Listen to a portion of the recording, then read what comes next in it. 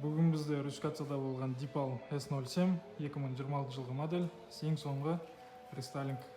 Толығымен орысшаға ауыстырып қойдық. Главный экраннан бастап виджеттерінің барлығы, музыка, режимы вождения, недавно использованный приложение бәрі орысшаға ауысқан.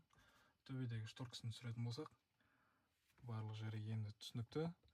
Сонымен бірге основные настройкаға кірсек, цвет, кузов, замок, барлығының настройкалары, мына жақта режимы езды, энергия, заряд, звук, барлығының настройкалары ең астына түсетін болса да, барлық жері орысшаға ауысқан.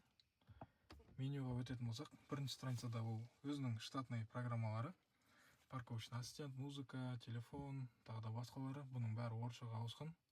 Екінші страницада бізде уже біздің қойып берген программаларымыз, бұл жақта антирадардан бастап YouTube, радио, Telegram, кинопоиск, музыка, браузер, Яндекс навигатор, тугис бәрі бар.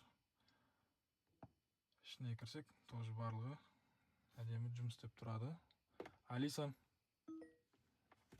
естіп тұрады, маршрут қоя беруге болады. Онымен бірге бізде машинаның өзінде де голосовой бар. Леночка, открой YouTube.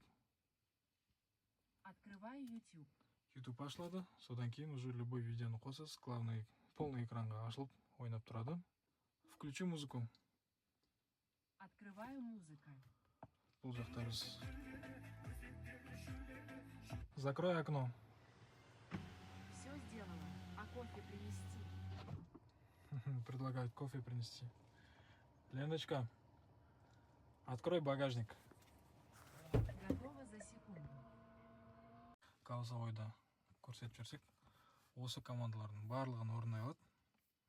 Бұл жақта енді примерно 100 командадай бар десек, артық айтпаймыз. Сондықтан да осындай жұмыс түрлері керек болатын болса, хабарласыңыздар.